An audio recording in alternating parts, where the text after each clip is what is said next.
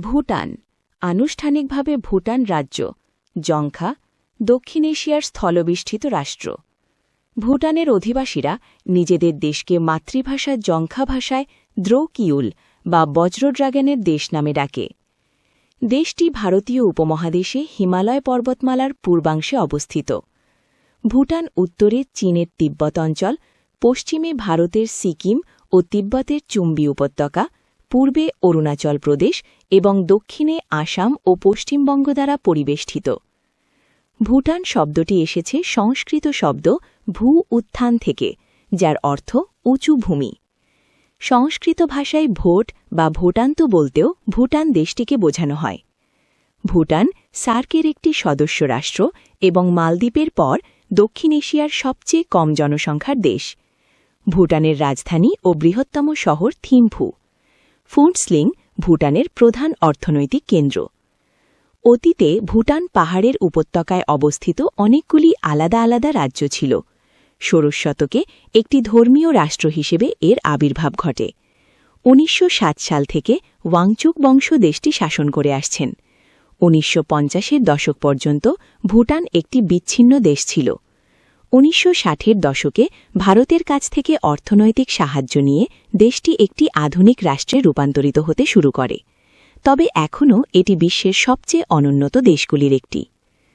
নামকরণ: ভুটানের নাম এসেছে সংস্কৃত শব্দ ভূ উত্থান উচ্চভূমি হতে।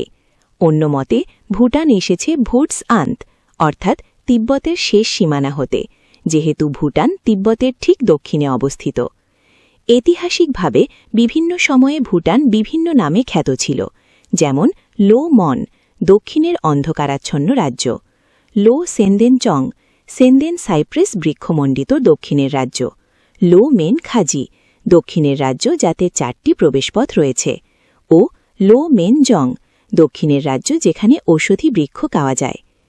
ইতিহাস: ভুটানের প্রাচীন ইতিহাস সম্পর্কে সেখানে প্রচলিত পৌরাণিক কাহিনীর চেয়ে বেশি স্পষ্ট কিছু জানা যায় না। এখানে হয়তো খ্রিস্টপূর্ব ২০০০ অব্দেও বসতি ছিল, তবে নবম শতকে এখানে তিব্বতী বৌদ্ধ ধর্মের প্রচলনের পরেই এলাকাটি সম্পর্কে আরও জানা যায়। সেই সময় বহু তিব্বতী বৌদ্ধ ভিক্ষু পালিয়ে ভুটানে চলে আসেন। ১২শ শতকে এখানে দ্রুকপা কাগিউপা নামের বৌদ্ধ ধর্মের একটি ধারা প্রতিষ্ঠিত হয় এবং এটি বর্তমানে ভুটানের বৌদ্ধ ধর্মের প্রধান রূপ। ভুটানের বৌদ্ধ মন্দির ও ধর্মশিক্ষালয় দেশটির রাজনৈতিক ইতিহাসের উপর সবসময় প্রভাব ফেলেছে। ১৬১৬ সালে নাগাওয়ানা নামগিয়াল নামের এক তিব্বতী লামা ৩ বার ভুটানের ওপর তিব্বতের আক্রমণ প্রতিহত করলে ভুটান এলাকাটি একটি সংঘবদ্ধ দেশে পরিণত হতে শুরু করে। নামগিয়াল বিরোধী ধর্মীয় গোষ্ঠীগুলিকে পদানত করেন, একটি ব্যাপক ও সূক্ষ্ম বিবরণ সমৃদ্ধ আইন ব্যবস্থা প্রচলন করেন এবং একটি ধর্মীয় ও সিভিল প্রশাসনের উপর নিজেকে একনায়ক বা সাবদ্রুং হিসেবে প্রতিষ্ঠা করেন। তার মৃত্যুর পর অন্তর্কন্দল ও গৃহযুদ্ধের কারণে পরবর্তী ২০০ বছর সাবদ্রুংয়ের ক্ষমতা সীমিত হয়ে পড়ে। 1885-এ ওগিয়েন ওয়াংচুক শক্ত হাতে ক্ষমতা প্রয়োগে সক্ষম হন এবং ভারতের ব্রিটিশ প্রশাসনের সাথে সক্ষমতা গড়ে তোলেন। ১৯০৭ সালে ওগিয়েন ওয়াংচুক ভুটানের রাজা নির্বাচিত হন এবং ওই বছর ডিসেম্বরের ১৭ তারিখ সিংহাসনে আরোহণ করেন। তার উপাধি ছিল দ্রুক গিয়ালপো বা ড্রাগন রাজা। ১৯১০ সালে রাজা ওগিয়েন ও ব্রিটিশ শক্তি পুনাখার চুক্তি স্বাক্ষর করে, যেখানে ব্রিটিশ ভারত ভুটানের আভ্যন্তরীণ ব্যাপারে নাক না গলানোর প্রতিশ্রুতি দেয়। ওগিয়েন ওয়াংচুক ১৯২৬ সালে মারা গেলে তার পুত্র জিগমে ওয়াংচুক পরবর্তী শাসক হন। 1947-এ ভারত স্বাধীনতা লাভের পর ভুটানকে একটি স্বাধীন দেশ হিসেবে গণ্য করে। 1949-এ ভুটান ও ভারত একটি চুক্তি স্বাক্ষর করে, যেখানে ভুটান ভারতের কাছ থেকে বৈদেশিক সম্পর্কের ব্যাপারে পথ নির্দেশনা নেবার ব্যাপারে সম্মত হয় এবং পরিবর্তে ভারত ভুটানের আভ্যন্তরীণ ব্যাপারে হস্তক্ষেপ না করার প্রতিশ্রুতি দেয়। 1952-তে জিগমে ওয়াংচুকের ছেলে জিগমে দর্জি ওয়াংচুক ক্ষমতায় আসেন। তার আমলে ভুটান পরিকল্পিত উন্নয়নের পথে এগোতে থাকে এবং 1971-এ জাতিসংঘের একটি সদস্য রাষ্ট্রে রূপান্তরিত হয়। তার সময়েই ভুটানে একটি জাতীয় সংসদ, নতুন আইন ব্যবস্থা, রাজকীয় ভুটানি সেনাবাহিনী এবং একটি উচ্চ আদালত প্রতিষ্ঠা করা হয়। 1972-তে 16 বছর বয়সে জিগমে সিংগিয়ে ওয়াংচুক ক্ষমতায় আসেন। তিনি আধুনিক শিক্ষা, সরকারের বিকেন্দ্রীকরণ, জলবিদ্যুৎ উৎপাদন, পর্যটন এবং পল্লী উন্নয়নের মতো ব্যাপারগুলির ওপর জোর দেন। তিনি অর্থনৈতিক প্রবৃদ্ধি অর্জনের পাশাপাশি জনগণের সামগ্রিক সুখের একজন প্রবক্তা। উন্নয়ন সম্পর্কে তার দর্শন কিছুটা ভিন্ন এবং এই ভিন্নতার কারণে তিনি আন্তর্জাতিক পরিচিত পেয়েছেন। তার আমলে ধীরে ধীরে ভুটান গণতন্ত্রায়নের পথে এগোতে থাকে। 2006 সালের ডিসেম্বর মাসে তিনি রাজার পদ ছেড়ে দেন এবং তার ছেলে খেসার নামগিয়াল ওয়াংচুক ভুটানের রাজা হন। 2008 সালের 18 জুলাই ভুটানের সংসদ একটি নতুন সংবিধান গ্রহণ করে। এই ঐতিহাসিক দিন থেকে ভুটানের পরম রাজতন্ত্রের সমাপ্তি ঘটে এবং ভুটান একটি সাংবিধানিক রাজতন্ত্র ও সাংসদীয় গণতন্ত্রে পরিণত হয়। রাজনীতি। ভুটান হল একটি রাজতন্ত্র বিশিষ্ট দেশ। এখানে বর্তমানে রাজতন্ত্র বিদ্যমান। ভুটানে অতীতে একটি পরম রাজতন্ত্র প্রচলিত ছিল। বর্তমানে এটি একটি সাংবিধানিক রাজতন্ত্র। ভুটানের রাজা, যার উপাধি ড্রাগন রাজা, হলেন রাষ্ট্রের প্রধান। মন্ত্রীদের একটি কাউন্সিল রাষ্ট্রের নির্বাহী কার্য পরিচালনা করে। সরকার ও জাতীয় সংসদ উভয়ের হাতে আইন প্রণয়নের ক্ষমতা ন্যস্ত।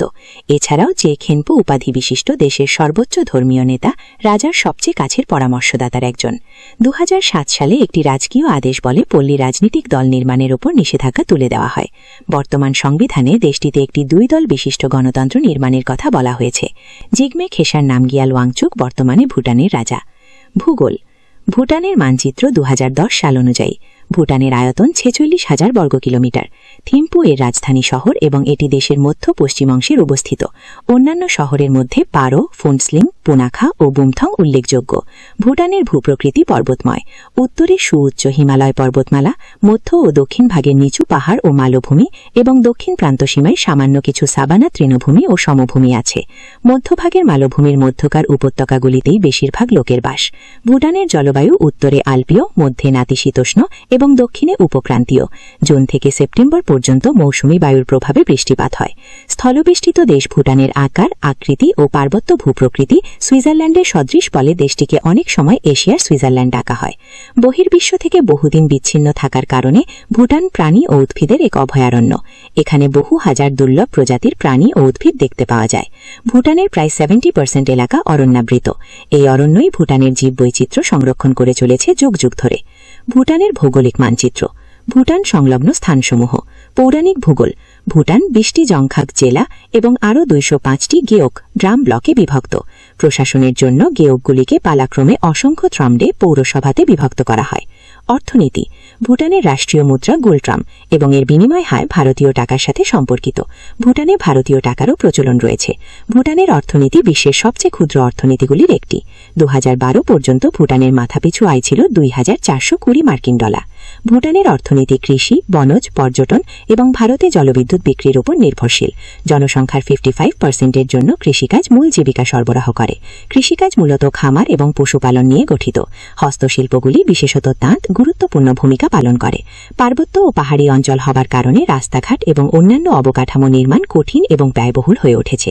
সমুদ্রবন্ধন না থাকায় ভুটান ব্যবসা বাণিজ্যতে ভালো করতে পারেনি। ভুটানের কোনো রেলপথ নেই, যদিও ভারতীয় রেলপথ 2005 সালের জানুয়ারিতে স্বাক্ষরিত একটি চুক্তির আওতায় দক্ষিণ ভুটানকে তার বিশাল নেটওয়ার্কের সাথে যুক্ত করার পরিকল্পনা করেছে।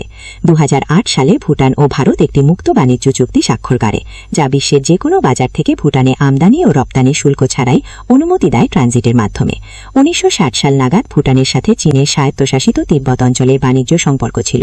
শরণার্থীদের আগমনের পরে চীনের সাথে তার সীমানা বন্ধ করে দেয়। শিল্প কার্যটি একটি নবজাতক পর্যায়ে রয়েছে। যদিও বেশিরভাগ উৎপাদন কুটির শিল্প থেকে আসে, বৃহত্তর শিল্পগুলিকে উৎসাহ দেওয়া হচ্ছে এবং সিমেন্ট, স্টিল এবং ফেরো অ্যালয়ের মতো কয়েকটি শিল্প স্থাপন করা হয়েছে। বেশিরভাগ উন্নয়ন প্রকল্প, যেমন রাস্তা নির্মাণ, ইন্ডিয়ান চুক্তি শ্রমের উপর নির্ভরশীল। কৃষি উৎপাদনের মধ্যে চাল, মরিচ, দুগ্ধ, কিছু ইয়াক, বেশিরভাগ গাভী, পণ্য, বেকউইট, বার্লি, সাইট্রাস এবং ভুট্টা পাহাড়ের নিচু ভূমিতে হয়। শিল্পের মধ্যে আছে সিমেন্ট, উডেন পণ্য, প্রক্রিয়াজাত ফল, অ্যালকোহলজাত পানীয় এবং ক্যালসিয়াম কার্বাইড। জনসংখ্যা। ওয়াংদি ভোদ্রাং উৎসবে জাতীয় পোশাকে ভুটানিরা। ভুটানির অধিবাসীরা ভুটানি নামে পরিচিত। 2005-এর আদমশুমারি অনুযায়ী ভুটানে 6,72,425 জনের বাস। প্রতি বছর জনসংখ্যা 2% হারে বাড়ছে। জনসংখ্যার ঘনত্ব প্রতি বর্গ কিলোমিটারে 45 জন।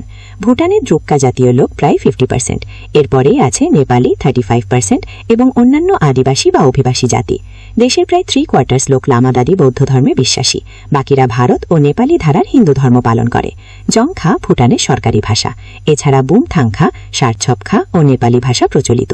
ইংরেজি ভাষাতে শিক্ষা দেওয়া হয়। ভুটানের সাক্ষরতার হার প্রায় 60%। জনগণের প্রায় 94% কৃষিকাজে নিয়োজিত। বেকারতার হার 3.1%, 2005-এর প্রাক্কলন। জংখা ভাষা বা ভুটানি ভাষা ভুটানের সরকারি ভাষা। এছাড়াও এখানে আরও প্রায় 10টি ভাষা প্রচলিত। এদের মধ্যে বহু লক্ষাধিক বক্তা বিশিষ্ট নেপালি ভাষা অন্যতম। আন্তর্জাতিক ব্যবসা বাণিজ্য ও পর্যটন শিল্পে ইংরেজি ভাষা ব্যবহার করা হয়। শিক্ষা। ভুটান দেশের সংসদ 2008 সালে গণতন্ত্র গ্রহণ করে। ভুটানের শিক্ষা প্রত্যেক নাগরিকের কর্তব্য। ভুটানে ধর্ম শিক্ষাদানের মাধ্যমে জনগণের শিক্ষা দেওয়া হয়। ভুটানে অগ্নি শিক্ষাও প্রদান করা হয়। কটি গ্রামে ভুটানের স্থানীয় লোকেরা নিজেদের শিক্ষা দিয়ে থাকেন। সংস্কৃতি। ভুটানের বাসিন্দারা মূলত বৌদ্ধ ধর্ম পালন করে। ভুটানের একটি সমৃদ্ধ ও অনন্য সাংস্কৃতিক ঐতিহ্য রয়েছে, যা 20 শতকের মধ্যভাগ অবধি বিশ্বব্যাপী বিচ্ছিন্ন হওয়ার কারণে মূলত অক্ষত রয়েছে। পর্যটকদের অন্যতম প্রধান আকর্ষণ হল দেশের সংস্কৃতি ও ঐতিহ্য। ভুটানদের ঐতিহ্য তার বৌদ্ধ ঐতিহ্যে গভীরভাবে বিস্তৃত। দক্ষিণ অঞ্চলে সর্বাধিক প্রচলিত হিন্দু ধর্ম। সুখবর, সুখবর। ভাই ভাই ব্যাটারি অ্যান্ড আইপিএস শোরুম এখন মির্জাপুরে।